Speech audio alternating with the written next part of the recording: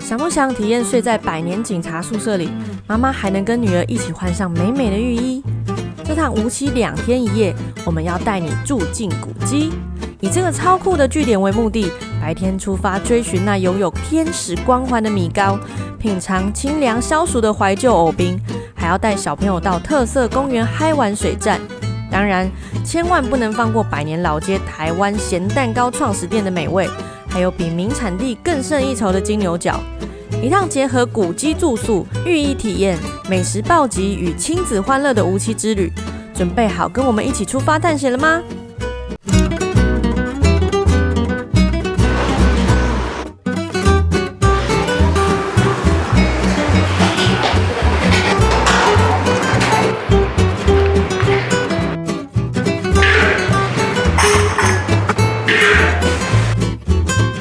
现在来吃天使光环米糕，这家店呢，它本来叫做王牌清水米糕。那第一代老板呢，原先是光泉牛奶的经销商，听说呢，当时几乎清水的牛奶都是他们家的。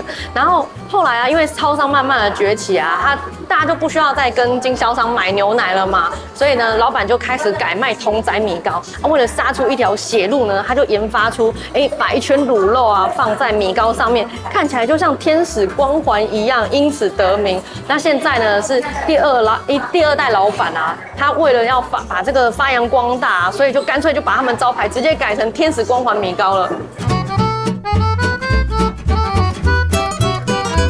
这个米糕呢，它是有食用方法的，你要先画一个十字，像这样子。哇，它原本的样子真的很像一个天使的光环，没错，很可爱。然后呢，再用力的拌一拌，把酱汁跟米糕搅拌均匀。我刚刚老板也是告诉我们说，一定要搅拌。对，人生第一口天使光环米糕，吃的都有天使光环，超好吃，这么好吃。它的确，它那个米饭看起来就非常好吃。我刚刚看它在装那个米的时候，那个米粒晶莹剔透。你知道它的米来自哪里吗？哪里？它用后壁乡的原糯米。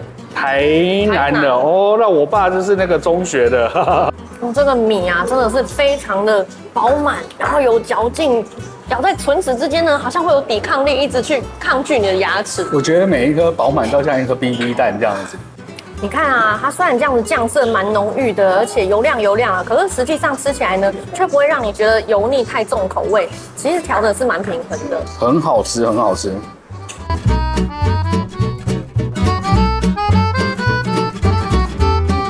来这间店卤味建议一起点起来。你看它这个豆干的孔洞是多么的出色，然后它其实呢，整个香气非常的足够，因为它里面淋了香油，然后再加上酱油是有一点点甜口的，然后卤味呢也卤得很有味道。我觉得整体起来啊，真的是我超级喜欢，极为出色。我们北部人来，不知道是南部、中南部这边的东西真的这么好吃吗？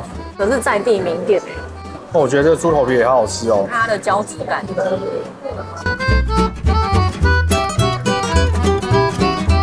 来吃一下它的馄饨，超小的很可爱，应该很好吃，因为我们整盘已经被扫光了。它的馄饨啊，非常的结实，整个皮呢包住肉啊，是紧紧的包裹在一起，不会分离。然后再加上呢一点点胡椒跟它的酱汁，一样是带一点甜口的，也是非常好吃。而且下面铺满满的那个豆芽菜，喜欢。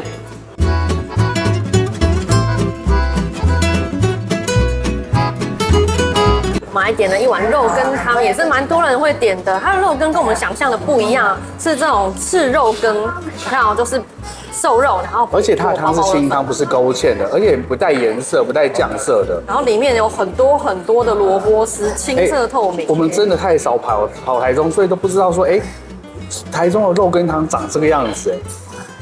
这个汤头啊，充满了油葱的香味，然后还有胡椒的香气，然后瘦肉非常的滑嫩，再加上你吃到萝卜丝的时候，有够清甜的哎。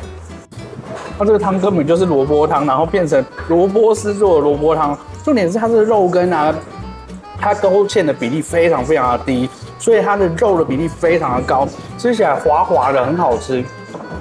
粉肠跟干莲也是很多人来到这边会点的。那它有做成干的形式，也可以做成汤的形式。然后我们今天的干莲都已经被吃光光了，所以我来试一下粉肠。这个粉肠啊，非常干净，新鲜不在话下。它的汤呢，跟刚刚的肉羹汤喝起来是完全不同的风味，因为里面的这个姜丝呢，非常的多。这间店呢，我们就给它8个字：完全无雷，极为出色。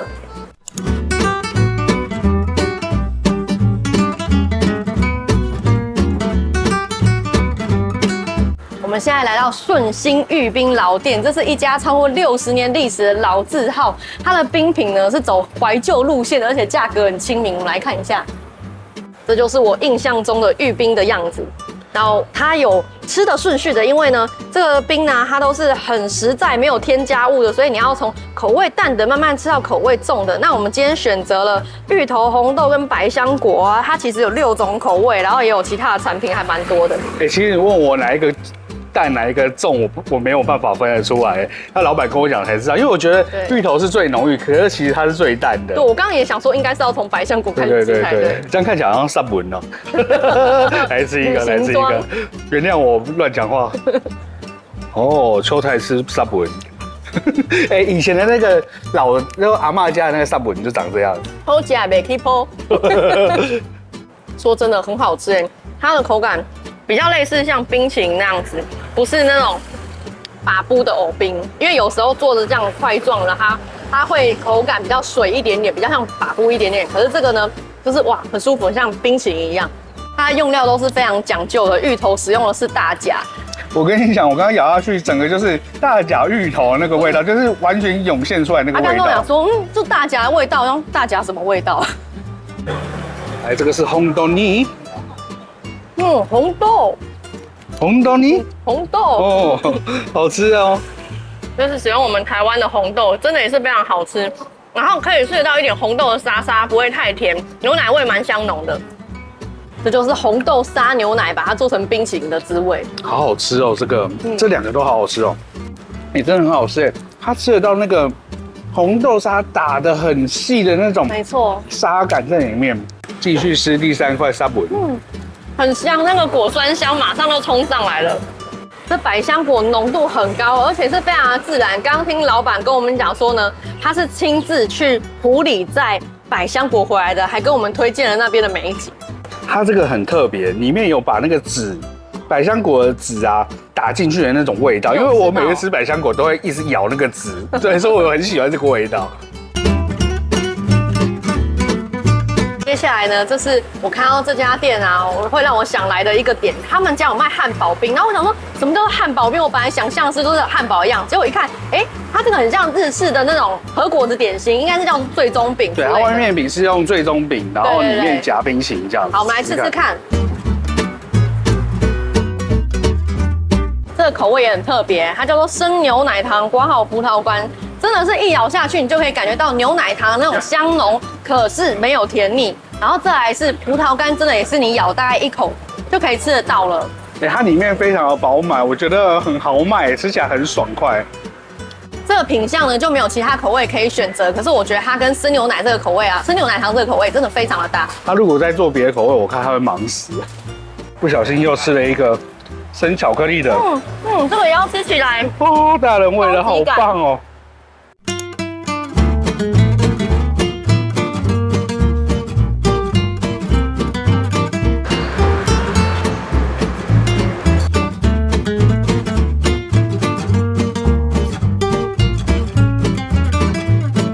这一间呢是无锡大庄肉圆，它的东西很特别哦。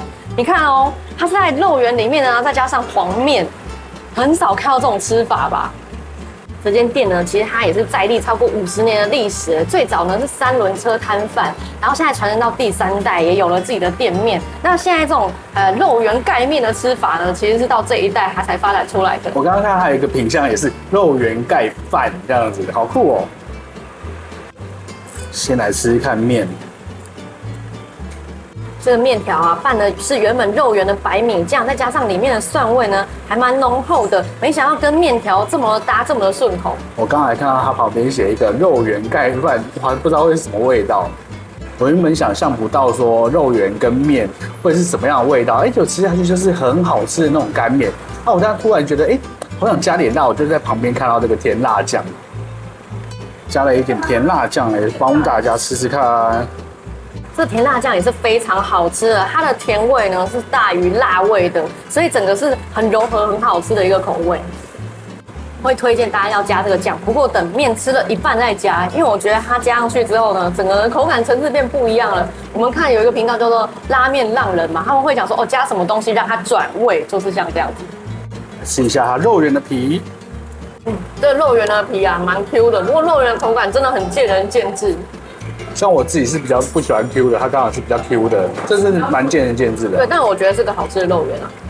内馅的肉块很扎实，而且黑胡椒的味道很明显，很香。我刚刚问老板说啊，你为什么会有这个面？他说有他自己啊，因为吃2颗霸王又太多，所以他就是吃1颗霸王，然后想说，加一点面刚刚好。结果就被客人看到，然后客人说为什么这样子，我也要来一份。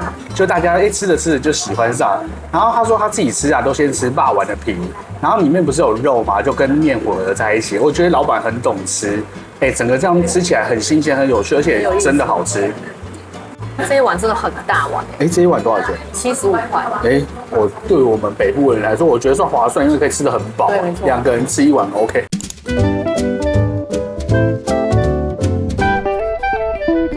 我们现在来到无期渔寮运动公园。最近有观众问我们说，可不可以拍一些亲子景点？那其实我们带小孩出来旅行的时候呢，都会安排一些游戏的景点给他们玩，只是不一定会拍出来。这座公园啊，它是台中海线地区第一个可以玩水的特色公园。那因为现在夏天到了，小孩一直吵着说要玩水，很热。那我们想说来到台中呢，如果去力宝乐园的话呢，有点大费周章，要在里面待上1整天。那像我们观光客要跑去游泳池来说的话，又不太合理。我们来到无期这个地方玩啊，刚好看到这个公园，等一下呢玩完还可以去逛老街吃美食，不是非常刚好吗？而且小玩一下还蛮不错的。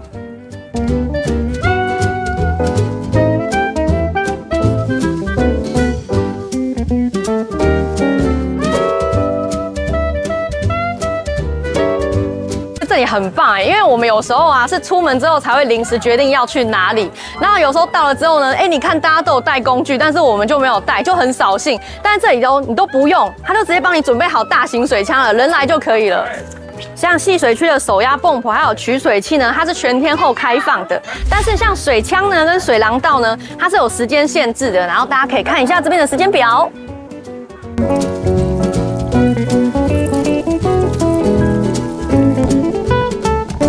大家如果有需要上厕所或换衣服的话呢，其实可以到附近的公庙或便利商店。不过也希望未来公园呢能够增设更衣间的话呢，一定会更好更完善。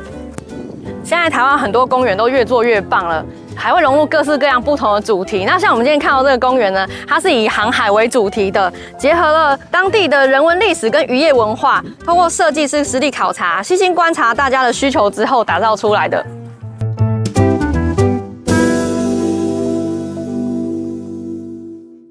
这边的游乐设施呢，有做分龄的设计，像小孩的话呢，会害怕太刺激的设施，但大小孩又需要更多的挑战。那像我们家小朋友还小的时候呢，我常怕他们在玩这些游乐器材的时候呢，会被大小孩不小心的推挤踩踏。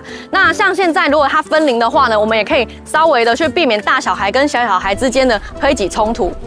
你看，像这边都有公告适合的使用年龄，希望小朋友跟家长来这里玩的时候呢，都要一起注意一下。我们其实还蛮不喜欢在夏天带小朋友去公园玩，他们在旁边玩得很开心，我们却要晒太阳，真的是非常的折磨。但我观察到这个公园啊，它的遮阳设施还蛮多，蛮不错的，尤其是我觉得它的采光性啊，还有通风性都非常的好。我们还本来想说要不要带自己的小帐篷来，现在看来应该是不需要了。好玩吗？好玩。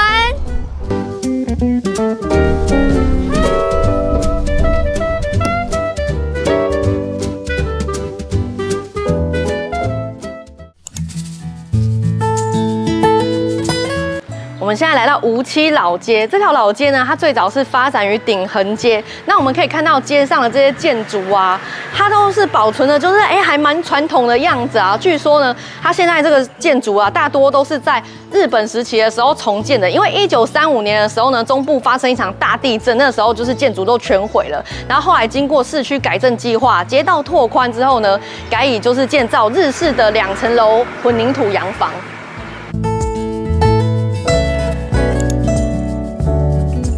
无梧栖曾经是中部重要的稻米输出港。那现在的老街呢，其实就是从前的行政跟商业的中心。因为人潮聚集的地方啊，就是民间信仰发展兴盛的地方。那其实，在梧栖老街这附近呢，有好几座清朝创建的庙宇，像是曹元宫，它是梧栖的信仰中心，是一座历史悠久的妈祖庙，跟当地的海洋文化息息相关，所以被信众呢尊称为梧栖妈。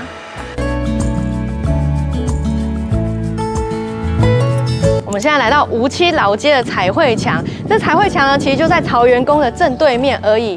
墙上的彩绘呢，是以梧栖老街的历史文化还有当地的信仰为主题。像这幅壁画呢，它就完整呈现了地名的由来，以及传统节庆走大轿。那梧栖以前的地名呢，叫做五岔港。为什么叫五岔港？我们看到身后这幅画哈，它五岔就是指5条分流的意思。那是不是1、2、3、4、5有5条支流，所以叫做五车？其实这个五岔港啊，孕育了非常多的文人雅士。有一句话说，凤凰飞，梧桐不栖，那就取了这里面的2个字梧栖，刚好念起来呢又跟五车是同音的，他们就拿来当做这个地方的地名，非常的文雅。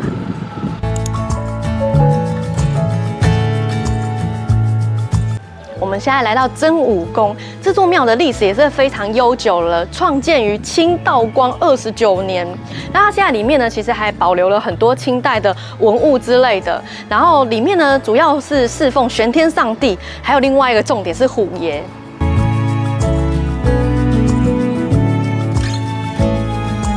在真武宫旁边的小径呢，有非常多可爱的小老虎。那据说这些小老虎的数量呢，有157只这么多。它是取梧栖的谐音。那妙方呢是用 Q 版虎爷啊作为灵感来做一个装置艺术。然后这个地方呢，也真的是蛮多人来拍照打卡的。真的很多哎，而且每一只都好可爱哦。没错。我们现在来到灵异香斋，它是一间100年糕饼店，据说呢是民国2年的时候呢，就到现在已经传承到了第4代喽。他们家的招牌呢是咸蛋糕，据说这种东西啊，它是源自于上海，是宫廷御用糕点。据说这一家店呢是台湾咸蛋糕的创始哦，那它的第1代创办人叫做林果，听这个名字呢就觉得手艺很好，做出来的东西很好吃，很适合吃这行饭。他原本在梧栖港卖咸光饼，因为为人忠厚老实，得到上海老师傅的青睐，所以他就决定呢要将他的手艺啊，制作咸蛋糕的手艺传授给他。那没想到呢，林果这个人呢，就因为学了咸蛋糕呢，创造了一个可以世世代代相传的事业。我们来试一下。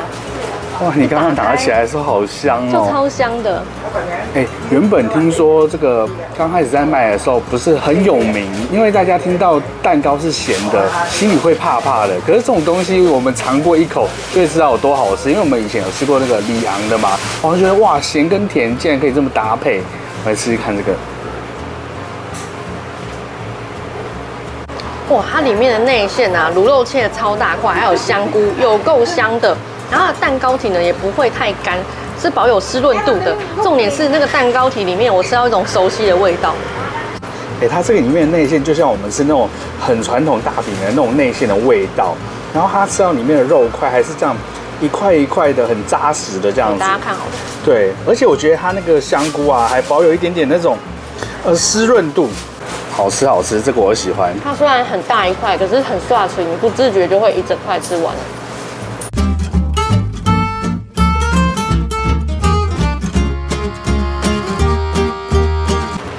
听说他们家的金牛角也很好吃，我看到评论有人说比三峡的还要好吃。我觉得这边的老客人啊，全部都是50、60岁以上的哦。然后这代表什么，你知道吗？口味完全没有跑掉，才有办法留住老客人。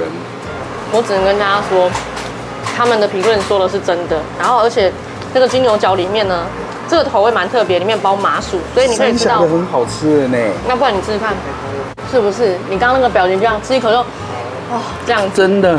它咬下去是那种，对，很轻易就咬下去的那种感觉。我讲给大家听，因为三峡大家是说它金牛角的2端最油香、最酥、最好吃，可是我们已经吃到中段了，它整个都很油香、很酥、很好吃。它的内馅是芝麻加上麻薯，那当然如果你想要就是纯奶油的金牛角，它也是有的。很香很好吃来的话多带几个。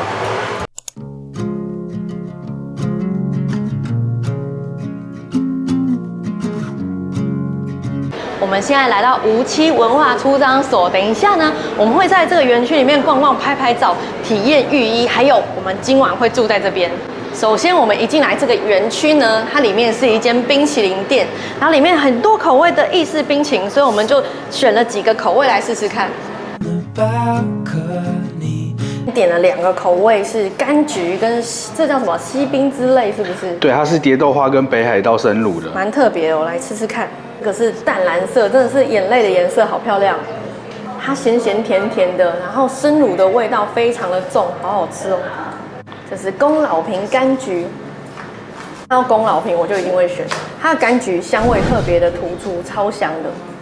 最近我们家小朋友出门都蛮喜欢玩 DIY 的，所以我就刚好有这个绘马彩绘，就想说，带他们来玩一下，一份35块钱，其实我觉得价钱是还蛮 OK 的。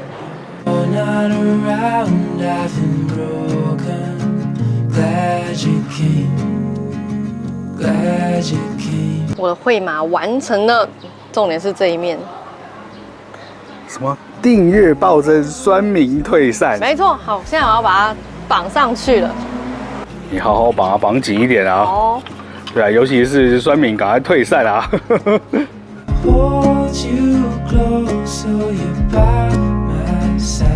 我们现在要去换浴衣，等一下可以在这里拍美美的照片了。那其实我刚刚有讲说，我们今晚要在这边住宿嘛，它整个空间呢，其实游客是可以随意进出的，因为它本身就是一个开放的古迹。那除了我们要住宿的空间以外呢，大家都是可以自由参观的。浴衣的花色好多，会有选择困难症的。你觉得哪一件比较好看？我喜欢花俏一点的，因为才有日本风。对对对。好，那我等下就换这个。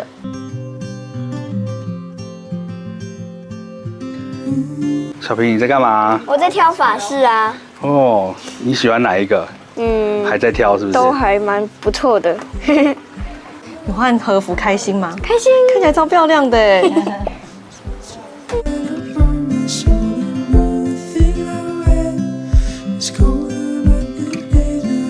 现在这个空间它叫做颐和轩，主要呢是拿来做展间，还有我们刚刚换和服也都是在这个空间。那其实换好和服呢，也可以直接到后面庭院去，那里有一个小小的鱼池，非常的有意境。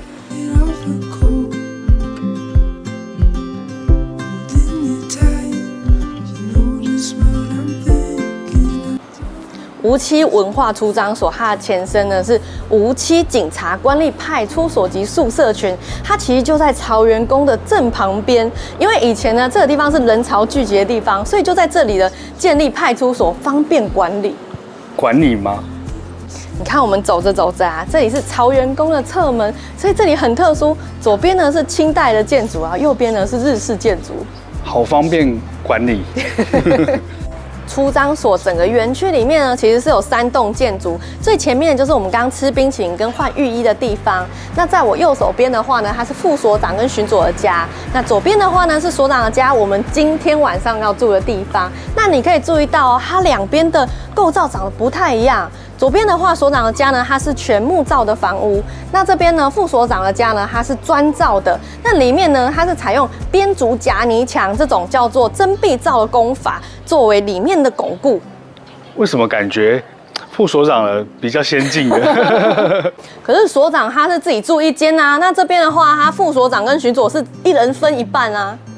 我们换上浴衣之后呢，就可以在园区里面到处走动拍照。那这个园区啊，它是营业到6点，可是呢，我们住宿的人在营业时间之后，还是可以在园区里面四处走动拍照，这算是住宿者的小小福利吧。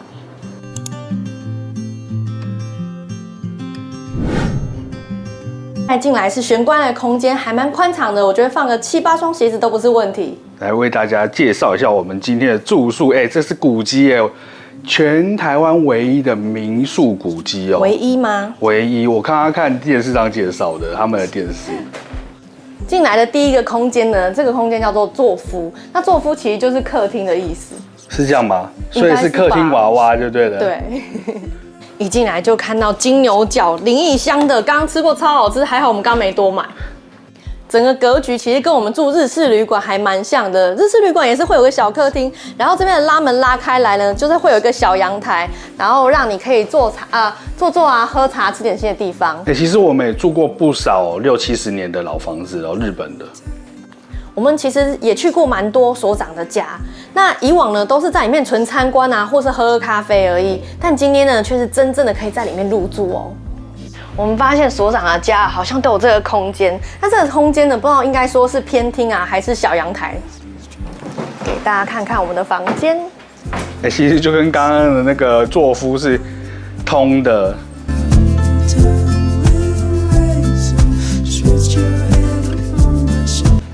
这边的空间呢是刚刚的客厅，这是第一间房间。紧接着呢，这边是第二间房间，有2个房间的隔间。这栋啊最多是可以住到10个人哦。有2张床垫，其他的话呢就是睡榻榻米。再给大家看一个重头戏，这是我们的浴室，这个脱衣场也太大了吧！我想说这个是个什么喝咖啡的地方，还是怎么样子的？好像一个小小的客厅，还是什么之类的。可以边梳妆边喝咖啡，蛮合理的。对，而且还做那个高脚椅，对不对？然后还弄茶具给你，还不错。带大家去看一下它的厕所，超酷的。我们以前去住过一些日本的古民宅，它的卫浴真的就是长这个样子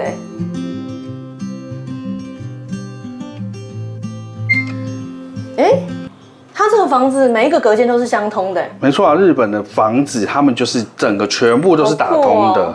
是厕所有免治马桶哦，不过我觉得有点蛮奇怪的，他们从这么久以前啊，就是浴室跟厕所是分开的吗？其实应该是有钱人才可以。那如果是一般人的话，我看有一些啊，他们一些日本卡通啊，他们都还要跑出去外面上茅房，然后怕鬼这样子。不知道有没有看过什么花田一路这样？我们又回到小阳台了，这里有一台冰箱，而且还蛮大台，不是最小的那一种。我记得里面好像有水，应该是你有几个人入住，他就给你几杯水。冰的很棒。没错，有5瓶，因为有1瓶被我喝完了。房间开箱就到这边了，明天早上睡起来呢，再跟大家说我们睡得怎么样，顺便帮大家开箱一下早餐。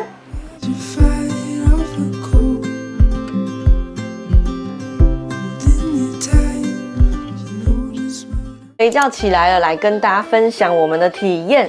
那我觉得呢，以我们是这种住过好几次日本古民宅的人来说呢，这次的体验啊，非常的完整，完全是复制了这种正统的日式风格。先是我们晚上起床上厕所的时候呢，都要非常的小心翼翼，因为呢地板都会发出叮咣叮咣的声响，然后你在推拉纸门的时候呢，也要非常小心，生怕一个不注意啊，手就去把它戳一个洞了。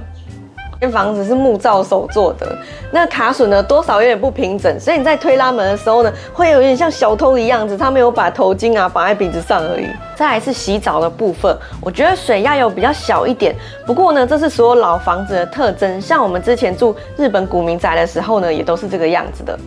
最后是寝具的部分，我们睡榻榻米呢，一定是稍微会比较硬一点点，可是像阿公阿嬷他们有睡到弹簧床的话，就完全没有问题。整体而言呢，它就是100%的呈现了日式老房子的氛围跟体验。那如果你想要来尝试一下的话呢，以上呢是有趣的地方，也是你需要注意的地方。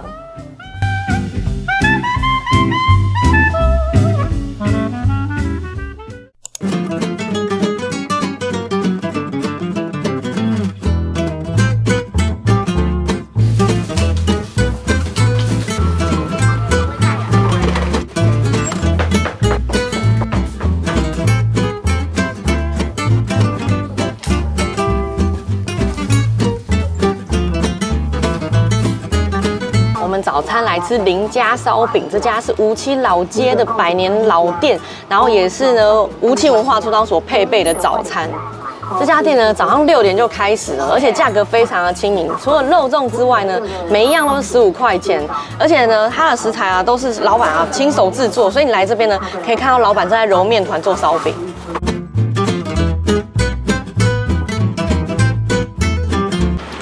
这到底是要怎么吃？这油条这样折成一半，超大一根的。他要把它当成汉堡这样吃才对。先撕一半好了，我把它做成比较适合入口的大小啦。我觉得这个啊，要2个人点一个油条，然后1人点一个烧饼，然后它折一半之后，大家就有一个油条在上面。你嘴上有芝麻，我有提醒你哦。先不管，它烧饼真的超好吃的，我咬下去啊，马上感觉到那种面的那种，你知道吗？有一些面粉会在外层，然后会有一些颗粒感。然后呢，它烧饼超级咸香的。